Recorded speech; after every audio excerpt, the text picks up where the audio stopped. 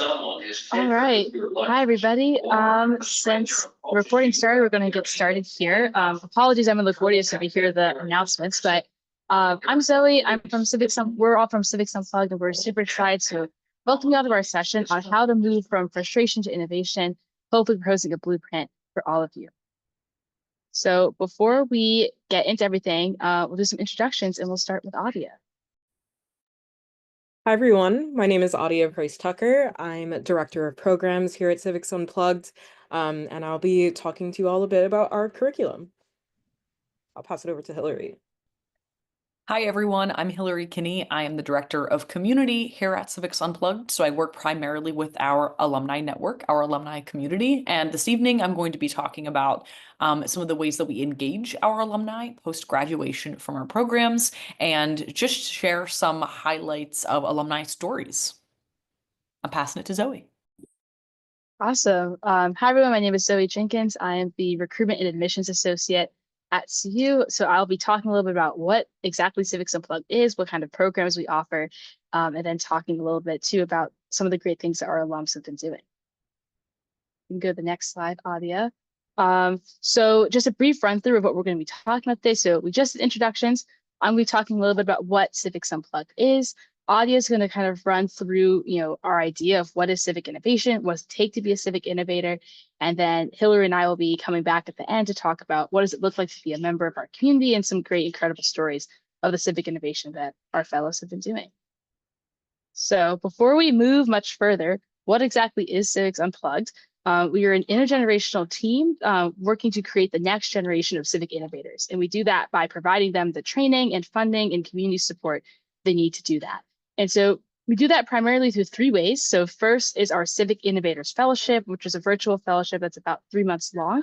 Our Civic Innovation Academies, which are 1 week in-person kind of summer camps where we go deep in civic innovation in the local area. And then also, once you are a part of our alum community, you get access to funding and community support to help launch and support your projects. Civics Unplugged and the mission is actually super close to my heart because I completed the Civic Innovators Fellowship, the very first one when I was a junior in high school. And so in many ways, this feels like a full circle moment. I've gotten to experience every part of the life cycle of being a member of CU. And so super excited to be sharing what civic innovation is and how you all can plug in. And I'll turn it over to Adia.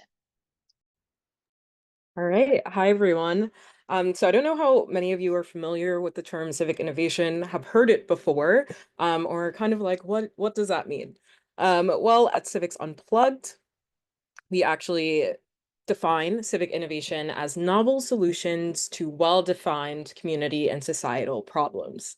To make that a little bit more tangible, I'll list out some examples here. So one example is carbon capture tech used to mitigate pollution, dedicated bike and scooter lanes to replace cars in major cities, access to free on-demand lawyers for people pushed off their land illegally, access to high quality education materials for anyone in the world with an internet connection for free. All of those are examples of civic innovation, right? You might think that that's super broad, and that's actually on purpose, right? Civic innovation, we're pushing the bounds of what civics means, right? And everything from climate all the way to law and justice to education, all of those are kind of encapsulated in this definition of civic innovation. So civic innovation is not just a noun, it also requires civic innovators, right? And it's not too hard to become one, right? So we actually identify 5 characteristics of an innovator, and we help hone and cultivate these 5 characteristics over the course of our programs, fellowship, academy, and during your time in the CU community afterwards. So the first of these 5 is associating, and this refers to the ability to successfully connect seemingly unrelated questions, problems, or ideas from different fields. Second is questioning, the ability to ask questions that challenge common wisdom. or questioning the unquestionable, right? We actually we really value this piece. It's directly related to curiosity, and we encourage fellows to ask these questions even when it puts me in an interesting position in the middle of a lesson, for example. Third, observing. The ability to scrutinize common behaviors and imagine better ways to do things, right? Questioning the unquestionable, looking for gaps in pre-existing ways of doing things. Those are often the areas in which that are most ripe for innovation, right? Fourth is experimenting. The ability to try out new ideas by creating prototypes and launching pilot projects. Fifth is networking. So devoting time and energy to finding and testing ideas through a network of diverse individuals, diverse in experience, diverse in backgrounds. Innovators go out of their way to meet people with different kinds of ideas and perspectives in order to extend their own knowledge domain, kind of understanding that more knowledge is more power, diverse forms of knowledge equal even better, even more so, right? So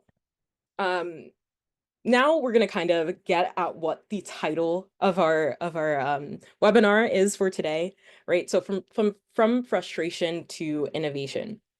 I think all of you are here and kind of understand that the current moment we are in, we're currently facing what feels like increasingly intractable, complex, and sometimes even existential issues, right? And some knee-jerk reactions from some public figures and the way that about and the discourse around this moment, right, is that we should look back and try to recapture the glory days, right? But we would argue that history is littered with ancient civilizations that have tried this and failed. There's a reason that Greek and Roman democracy collapsed, for example, and it really has to do with this kind of backward thinking and an inability to adapt. However, with that said, doing nothing is also not a choice, right? The status quo that's built on a scarcity-based, everyone for themselves, individualistic framework is really not working, right? That's why we are in the place that we are. So our proposal to you is that in order for us to survive, we need to innovate and rethink humanity. And we can kind of rethink humanity due to the ways in which technology gives us a chance at extraordinary innovation. So we talked about how we're kind of in an unprecedented moment in a negative way, but we're also in an unprecedented moment in a positive way, right? So for the first time in history, we have the technological tools to make an incredible leap in societal capabilities. Some examples of this are precision fermentation, which would enable us to end animal agriculture, right? Solar power, batteries, and maybe even nuclear fusion could possibly replace fossil fuel-based energy markets.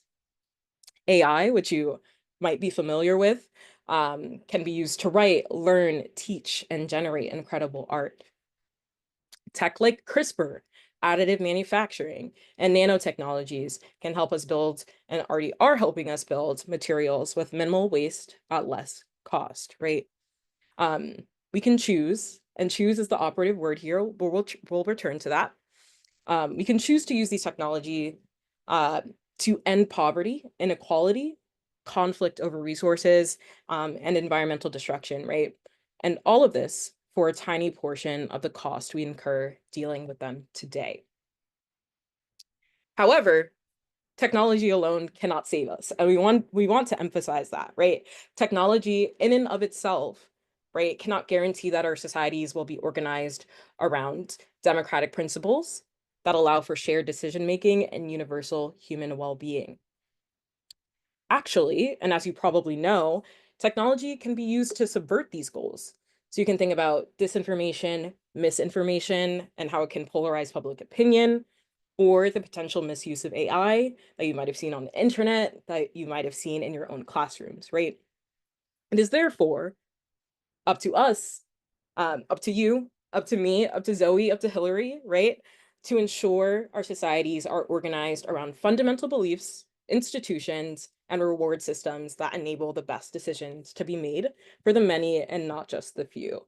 So if you take away nothing else from today, remember this piece. And with that, I'll hand it over to Hillary to kind of talk about how our fellows exemplify this ethos. Thanks so much, Adia. So you've learned a little bit about what Adia teaches about in our Civic Innovators Fellowship and at our Civic Innovation Academies. We always like to say that once you graduated from one of our programs, that's just the beginning of your Civic Innovator journey. So we have more than 4,500 alumni in more than 80 countries around the entire world. We oftentimes refer to our fellows as like forever fellows, because although you might go on to college or participate in a gap year or start a job after graduating from high school, you're still having opportunities to learn and grow within our alumni community.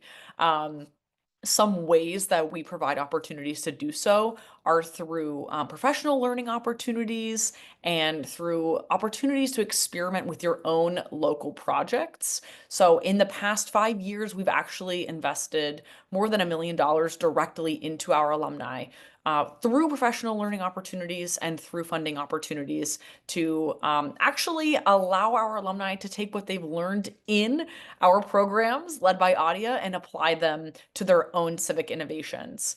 In addition to these opportunities, we also have a very strong digital alumni community where alumni are able to collaborate with one another, form lasting friendships with other Civics Unplugged alumni around the world.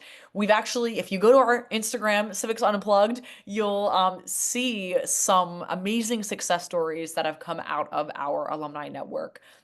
People who met at our fellowships or at our academies who become roommates, people who become like best friends. We've heard stories about alumni who are from different countries working together on a project in our virtual Civic Innovators Fellowship and eventually getting to meet in person.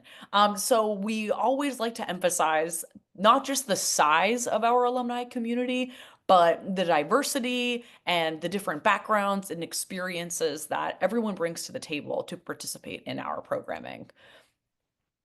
I'm going to dive a little bit more in the next slide into some amazing success stories that have come out of our alumni community, and also just kind of explain a little bit more about the framework of how our alumni are connecting with one another and participating. So we always like to call the alumni community the C universe, the Civics Unplugged universe. And we are focusing on connecting civic innovators around the world in different methods and on different platforms. So once a high school age civic innovator graduates from our fellowship or one of our academies, you are onboarded onto our digital platform. So we have a private Instagram and we have a private community Slack. And I know you might be like, what's so special about these? But they're really exclusive spaces to be able to share and find funding opportunities and collaborators for civic projects, to access opportunities that you might not have known about. So we have fellows all the time who are promoting opportunities that they've learned about that they want to share with other forever fellows, alumni in our community. And just the opportunity to see what are other alumni doing around the world. Is there someone in another country who is trying to solve a problem similar to a problem that you're trying to solve in your own community? We also, to add, a large part of why we're on Instagram is because we like to meet our alumni where they're at.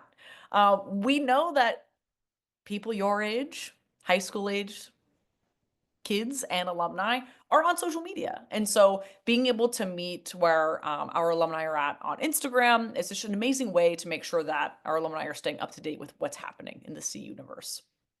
The second bullet point here describes our virtual and in-person events that we host for the alumni community. Oftentimes we have alumni returning to the community to help host an in-person event or a virtual event to talk about lessons learned, experiences they've had with their own projects, and to share knowledge. We create an alumni community where everyone feels empowered to knowledge share, to say, like, I tried to do this once, I experimented, and it didn't quite work out. And these are some of the lessons learned. We, like to push back a little bit on a super competitive environment and focus on a collaborative environment. We believe everybody has different strengths as civic innovators to bring to the table, whether it's working on a project locally or collaborating with others around the world.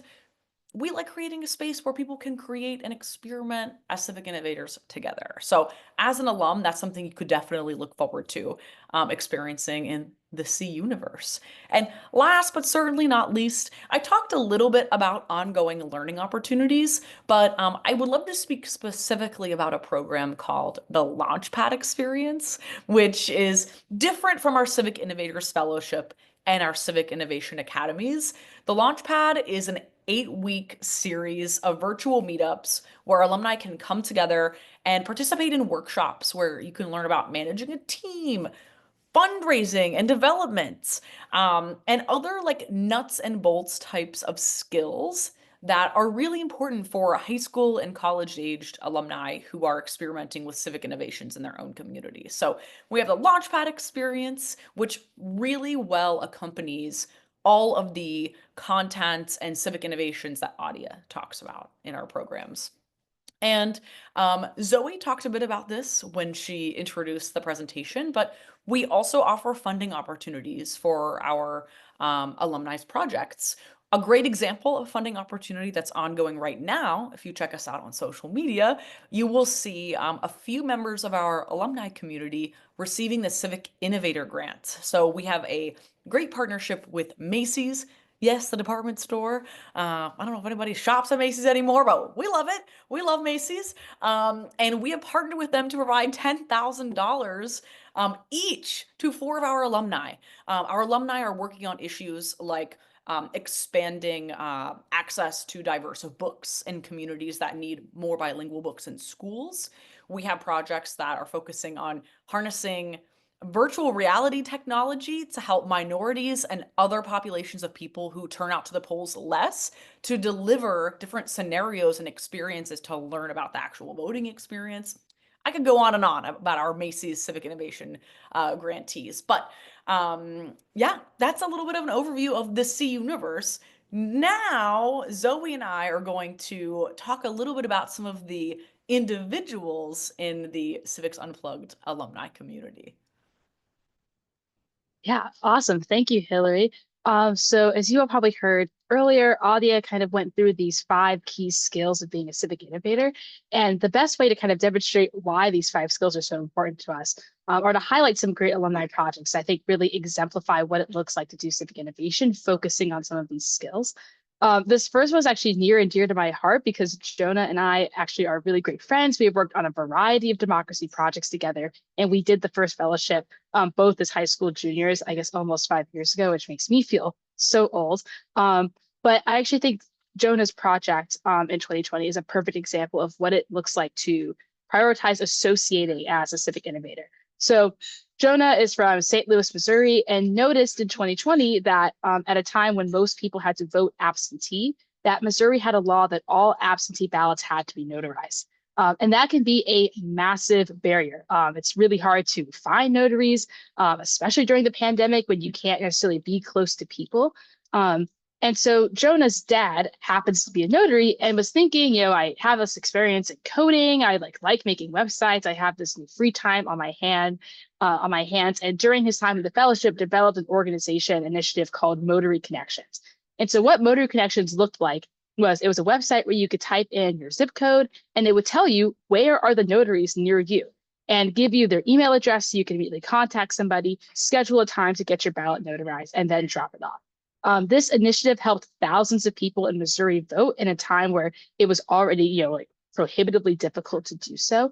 And I think this really exemplifies the skill of associating because Jonah kind of combined three different experiences, skills, and interests that may not on their face seem super related. So his dad's a notary. That's some personal lived experience of knowing what is it like to get your ballot notarized.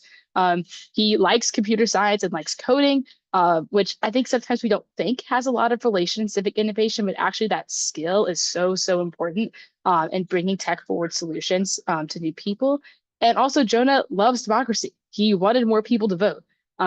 And so I think this is a great kind of exemplification of what does it look like to maybe connect things in your life that might feel disparate and not connected, but actually can create such a great impact. I think this solution was so unique to him, which is so much of what we try to encourage our fellows to find.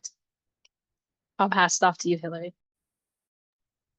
Thanks, Zoe. I'm going to highlight a couple of alumni who I feel really exemplify the skills of questioning and observing. So first is Jae-hee. Jae-hee is originally from Ohio, but is now studying at Yale.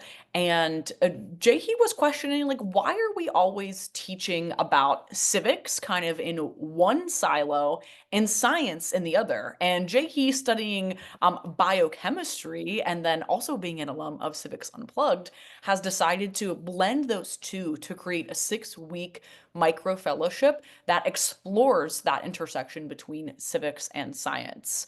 The course is actually condensing and making accessible the curriculum that is actually presented in Yale's famous course called Biochemistry in Our Changing Climate for a high school aged audience. And I'd also like to think that Jae-hee also associated her experience with Civics Unplugged and the Civic Innovators Fellowship and felt like the fellowship format could be a really great vehicle for delivering this type of content. So I feel like this is a great example of asking those tough questions and like flipping things on their head. Like, why are we doing this way? Why are we not thinking a little more critically and just kind of like challenging the status quo and asking those tough questions to hopefully come up with innovative solutions. The next alum I would love to highlight, I think has done an amazing job at exercising that observation skill. So this is Carolyn. She's the founder of A Sustainable Future. Carolyn is from New Jersey, and she's really passionate about sustainability, making her school more sustainable, and specifically in combating paper waste, which I'm sure you all see this in your schools today as well. So you might want to go to a sustainablefuture.org if you're interested in learning more about how you could adopt this process at your own school. But Carolyn and other members of Sustainable Future developed an amazing data analysis tool that students, teachers, and admin can actually use to help predict their school's paper usage and come up with a tailored approach to scaling back that waste and becoming more sustainable as a school. Although Carolyn is in New Jersey, and that's where A Sustainable Future started, there are more than 25 pilots of this tool across the country. And a lot of those pilots are being run by Civics Unplugged alumni, but not limited to. So please check out Carolyn and A Sustainable Future and sign up for a pilot or more information if you would like to. But, Carolyn really saw all this waste occurring in her school repeatedly over months and years. And she was able to combine her own background in computer science with this passion for finding a solution to this. So yeah, Carolyn and Jae-hee. Yeah, and actually, I'm gonna do a +1 on Carolyn. I had the great privilege of helping to judge a student pitch contest for like global solutions, and Carolyn pitched, and actually we did not know each other at the time, but I think speaks a testament to the power of the Civics Unplugged community. Is that afterwards there's an ice cream social. I had a chance to talk with her, and I said, "Hey, you mentioned that you work with Civics Unplugged. I'm an alum," and she was like, "Oh my gosh, I'm a fellow." And so we had this great, wonderful connection and been able to stay connected and kind of help support each other in our projects. And that just goes to show that you can literally find CU fellows literally all over the world and just connect with them over the fact that you both shared this fellowship or academy experience. This next project we're going to talk about, also great kind of pitch contest material, is Dia from San Jose, California. And I think she does a really good job of exemplifying what does it look like to experiment and actually creating a prototype of your idea and testing it out. Because your prototype really doesn't have to be the perfect solution. I know I suffer from perfectionism. I want the first product I make to be perfect. And I think Dia's iterative process is a great example of, sometimes it's just great to get the idea out there, see what works, and then kind of keep iterating, working from there. So San Jose, California, had quite a bit of floods, and she was noticing that there was kind of this lack of early warning signs for floods, not a lot of accurate information about what parts of the city were flooding, how bad or dangerous was the flooding. And so she tapped in to all this information that exists on traffic cameras, because traffic cameras are on all the time and can see the water. And so she created Flood Finder, which applies deep machine learning algorithms to the feeds of traffic cameras to calculate the water surface area on different streets. And so this allows local authorities to communicate the danger of floods early on, so they can see when water is starting to accumulate, but also communicate to residents, where is the flooding actually happening? How bad is it? Who needs to evacuate, or maybe who needs more support? And so Dia, in her first kind of prototyping phase, worked with local California agencies and actually ended up conducting a pilot with FEMA, like the national, service for this, to see how they can utilize this not only in San Jose but other cities to help people be safer during floods. Honestly, this is an exemplification of probably all 5 of the skills of being a civic innovator, but a good example of just get the idea out there, pilot with it, keep working with it, and now it's a solution that many cities in California are able to use to inform flooding procedures. Next up is Saheb. I will just say that all these alumni who we are highlighting, I think they all exemplify all 5 skills of being an innovator, but Saheb immediately first comes to mind his ability to network and especially work with other professionals and other people who have shared interests to be able to improve his own work. So Saheb is the co-founder of Center for Youth and AI. Saheb is still in high school. He is located in Sacramento, California. And the Center for Youth and AI was launched last year, and it is a national youth-led advocacy group that is working to ensure that there's a youth voice and representation and perspectives are all taken into account by policymakers, lawmakers, elected officials, and other leaders in fields that influence tech policy and safety, especially as it relates to children and youth. There have been published research findings by Saheb and the Center for Youth and AI team. A great example is actually a Time article that came out in October. So if you're interested in artificial intelligence and youth perspectives on it, and I mean, you are youth and you have your own perspective, but if you're curious to read that article and learn more about the Center for Youth and AI, I would encourage you to look it up. But Saheb and other alumni who I see who find a lot of success in networking, I already mentioned, but are able to identify like a shared common goal in a group of people and be able to draw upon the different backgrounds and that are present in, like, for example, a room of people, and are able to apply that to their current work. And I think a lot of times that we have maybe a negative view towards networking, or we view it only as like a way to get a job or an internship or like to climb a ladder. But I think as at least as I have aged and gone through life, I found myself in a lot of places where, again, a lot of people have the same shared values, and a lot of folks that are in the same spaces as us have different skills and different areas of expertise. And I think that networking and collaboration and filling in those gaps often go hand in hand. So I think this project in the C universe really exemplifies the power of networking and collaboration.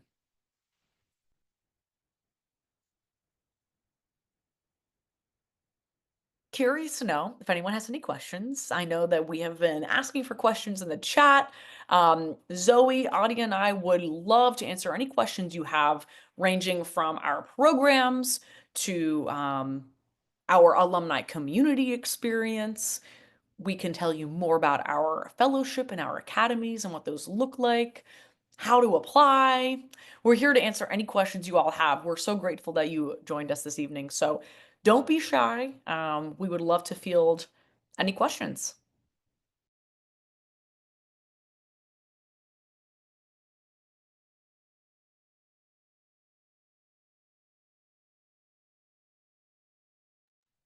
All right, great question here from Samantha on where are the fellowships located.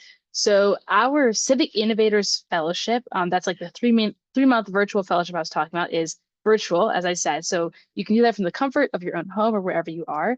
Our summer academies are in a variety of places. So this summer we are going to Georgetown University in Washington, D.C. and UCLA. In the past, we've also been to Austin, we've done New York. And so you can always keep an eye out for future locations. We're changing them every summer. I see a question that says, how would you start to network? I think that there are many different potential answers to this question, but my personal approach in starting to network is having a little elevator pitch, like a little 30-second, like, who are you?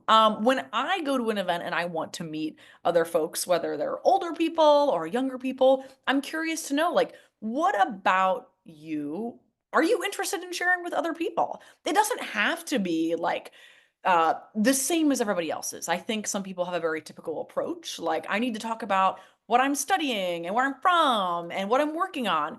But I think it's really important to remember when you go into a networking space, you control your narrative and what you would like to share with people. What's important for people in the room to know about you? What would you love to talk to somebody else about? You don't need to bring up anything you don't want to go in depth about. So I think just remembering, like, oh, this is my opportunity to use 30 seconds to really share my passions and maybe the areas that I would like to learn from other people about as well is maybe a great tip to get started. Yeah, I think that was a great answer. I also just want to take a moment to shout out a really great part of our programming. During our Civic Innovators Fellowship, we have a set of supplementary additional lessons we call skill labs. Networking is one topic that we spend an hour, maybe more if you want to hang out and ask even more questions after it's over. But we do make a really concerted effort to address some of those hard really practical skills in our fellowship, in addition to education around some of the vexing, pressing problems facing our world too. So just wanted to let you know that. I can also go to McKenna's question. How does one apply? And can you age out of the program? So you can apply for our Civic Innovators Fellowship at civicsunplugged.org. Those applications open in July, I believe, Zoe, right? Okay, those applications open in July. You cannot directly apply to our Civic Innovation Academy.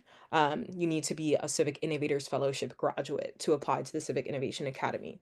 And to answer your second question, yes, you can age out of our programs.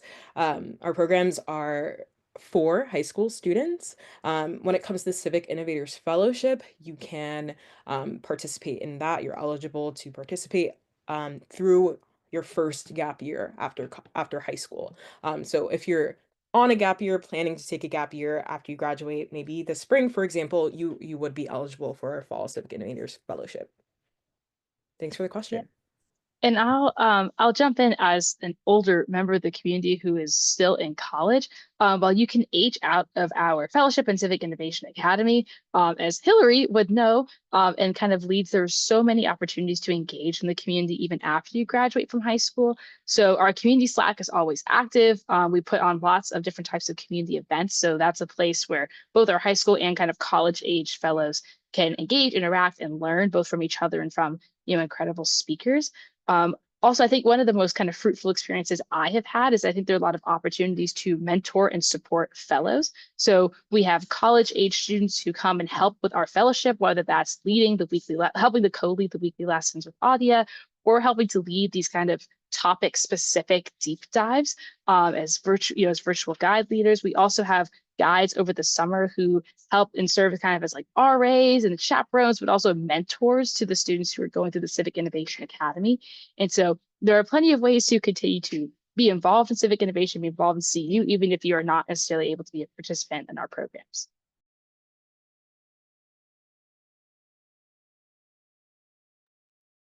I can take a stab at this question. You might have to follow up if I don't quite encompass it. Donsley, But what's the difference between a tech innovator and a civic innovator? Um, I would actually push back at this at the way you've kind of set up this question. I would say that you can be both and, right? Our definition of civic innovation and civic innovators is broad on purpose, right? We think that there's so much room for intersectionality, there's so much room for learnings pulled from multiple disparate places. That's why we think associating and questioning are so important. Experimenting is so important, right? So if tech is a space in which you want to innovate, then if you're doing that in relation to, I don't know, notarizing ballots, like we saw one of our alumni, Jonah, do, right? That's an example of civic innovation. I hope that answers your question, but would be happy to take another stab at it if it doesn't.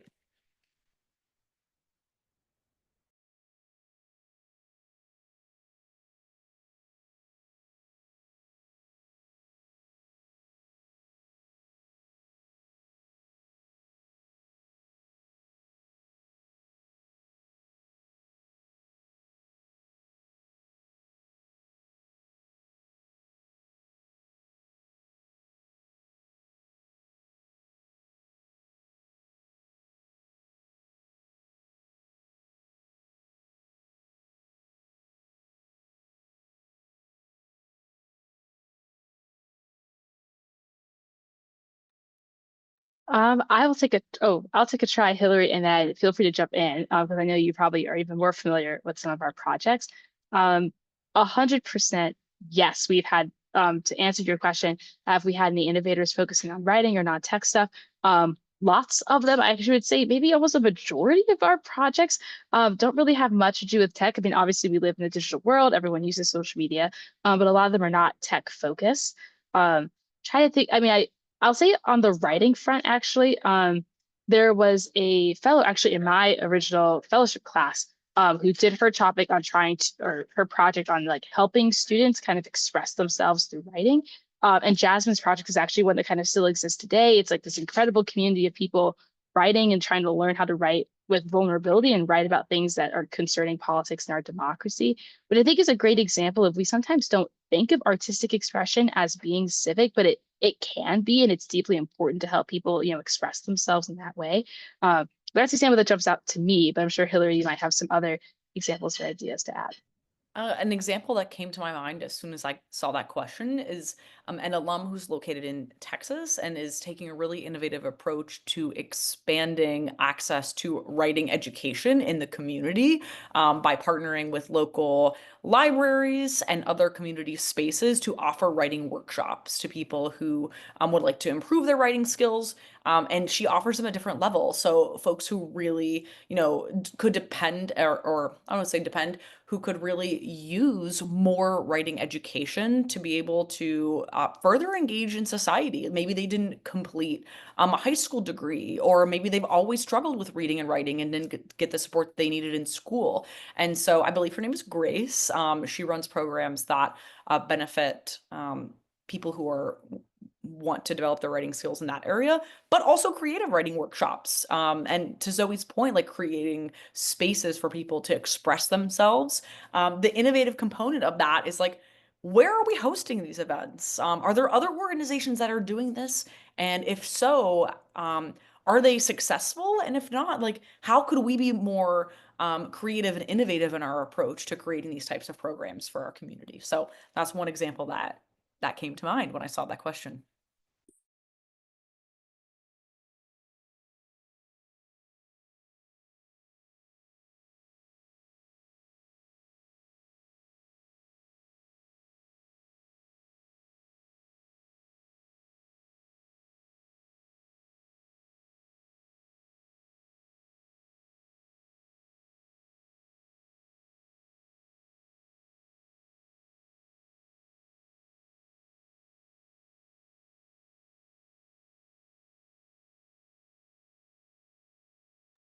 Awesome. Well, I'm going to encourage y'all to try to keep the questions going. And I know that you all don't have access to the chat feature, but if there's just anything that resonated for you from the presentation, any of the skills that Adia talked about, any of the examples. We'd also just love to hear if anything clicked for you, made a lot of sense, or if there's anything that was confusing. Was there an example that we gave that maybe you're like, I want to learn a little bit more about that project? We are an open book, here to answer any questions that you might have.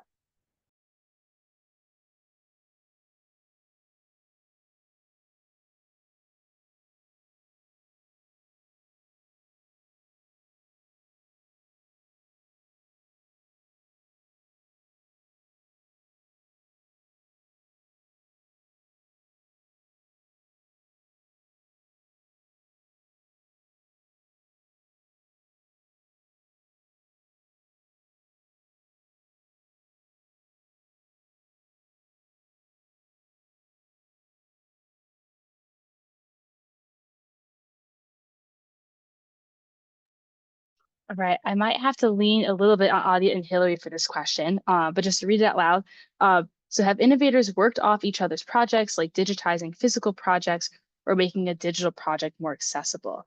I think I'm struggling to come up with a specific example, but something I have witnessed a lot in our Civic Innovators Fellowship community are oftentimes alums will kind of pose these questions in the Slack of like, hey, like I'm working on this project. I'm not really sure how to move it forward, or I'm about to go to college. I need someone to kind of help take over. And that's a place where our younger fellows kind of thrive. Like they come in with these brand new ideas, new experiences, and kind of help to add to these projects.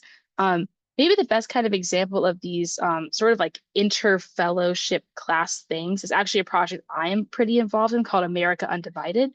This is a effort across the country of trying to help people in Congress be more civil towards each other and engage in this practice of having a civility caucus. And so Julia Chambers, who is a fellow from only about a year or two ago, reached out to me saying, hey, I saw that like you used to do work on helping people, engage with cultural competency and be more inclusive and engage in more civil dialogue. How do I learn from this and trying to, bring this to my state legislature or to the national legislature to encourage people to be more civil? And so I think that's a great example of I was already doing work kind of in the political dialogue, civil dialogue space. She reached out to me and said, hey, I actually want to turn this to a law. And then I've been able to help her as a board member of the organization turn this into a reality and work closely with CU and other CU alums to help make that happen. I'm not sure, Audie or Hillary, if there's anything else that comes to mind, but I think this is something that happens a lot in our community. It's something that's really exciting that people can work not just within fellowship classes, but across fellowship classes to sustain and, kind of multiply the impact of projects.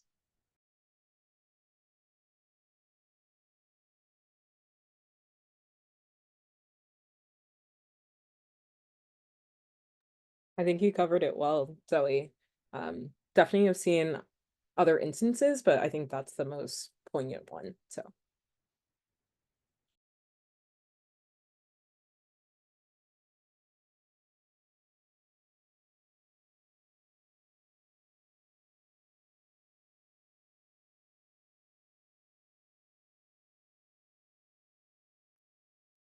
Um, I I think that this question is in reference to um maybe partnerships. Like, do we provide any other connections except for Civics Unplugged alumni? And please feel free to rephrase this question if this isn't what you meant. Um, First and foremost, of course, Civics Unplugged is meant to be a community, right? So that means other fellows, alumni of the program, or series of programs that you participate in.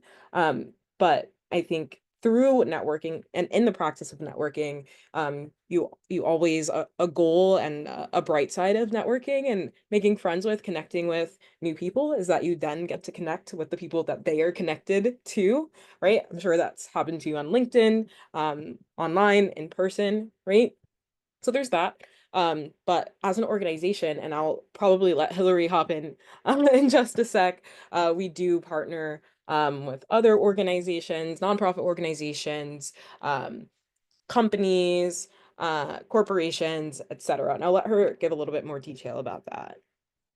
Yeah, to add on to what Audio was saying, An example of an amazing connection that we helped some of our alumni make was with the organization called Retro Report. So we actually partnered with Retro Report. They are a news organization. They work primarily with teachers and students.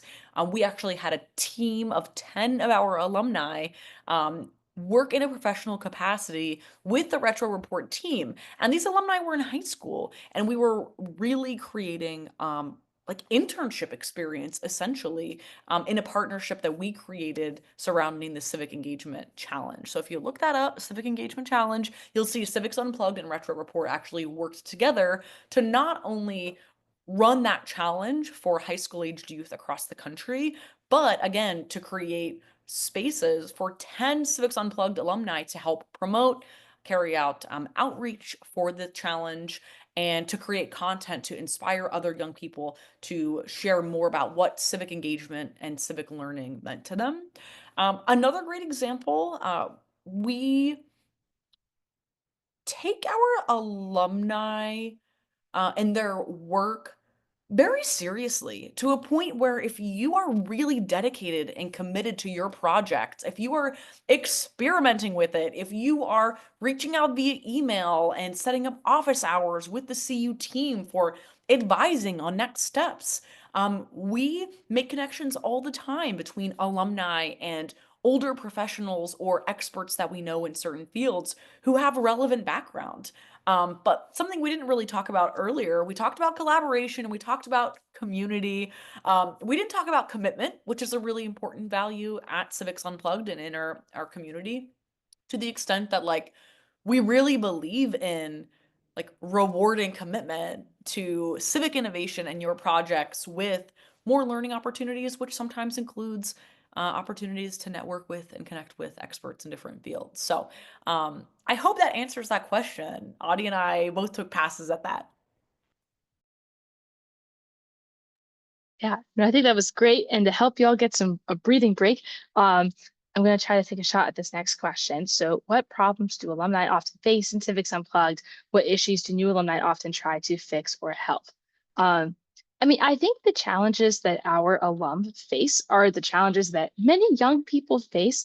I know for me, at least when I was starting my own project for Civics Unplugged, something that I struggled with was, balancing this civic innovation work with being in school. Like, I think sometimes the very structure of high school makes it hard to do work, take calls with adults during the workday because you're trying to be in school, but also you're balancing, college applications, making post-secondary plans, the fact that you're going to move on to something after high school and trying to make those projects sustainable.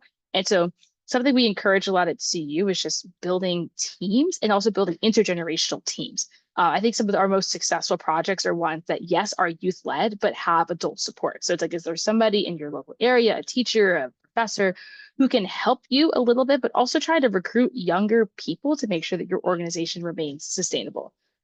The worst shows are one-man shows. So try to get people to kind of come along with you. And I think that's really where our younger alums plug in, is that oftentimes, at least my experience when I was kind of helping to support projects in the early years of CU, is kids or my fellows, I guess, would come to me and ask me these questions of like, oh my goodness, how do I make my project sustainable? I'm about to go to college. I don't know what to do. And I would say, it's almost like we have 400 new fellows. Like, maybe you should just go ask them if someone wants to help. And more often than not, when people were having a hard time making graphics for the social media page, didn't know how to code a website, needed to make a connection somewhere that maybe the CU team didn't have, there were plenty of fellows who were, ready to raise their hand and say, I am happy to help you plug into this. Actually, this is making me think of a great example of when I started my initiative. Something I did not know how to do was make a website. We had this incredible curriculum, but I was like, I literally don't even know how to make a website. And there was another fellow I just messaged in our Slack, and I was like, does someone know how to make websites, how to run a newsletter?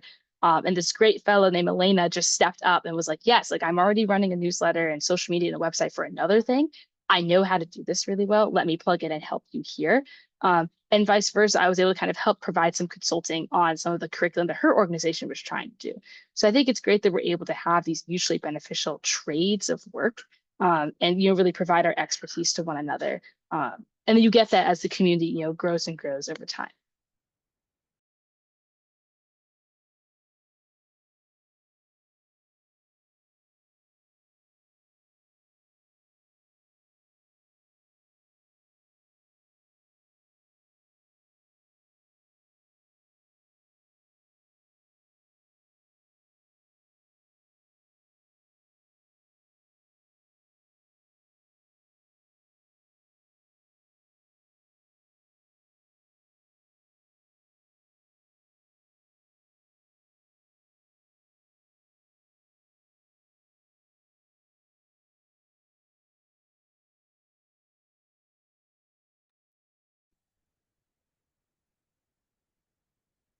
Oh, I see we have another question. Can parents or adults start projects with their children for Civics Unplugged?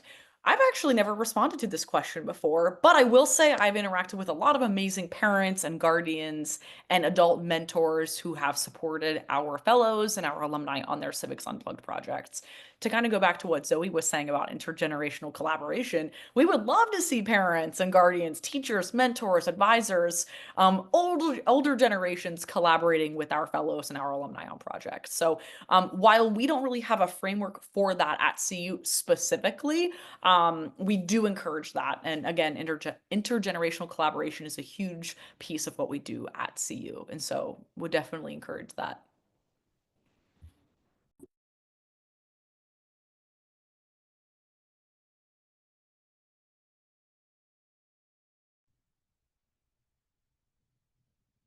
If there are no other questions, would love to encourage everyone, if you have not checked out civicsunplugged.org yet, to check out our website.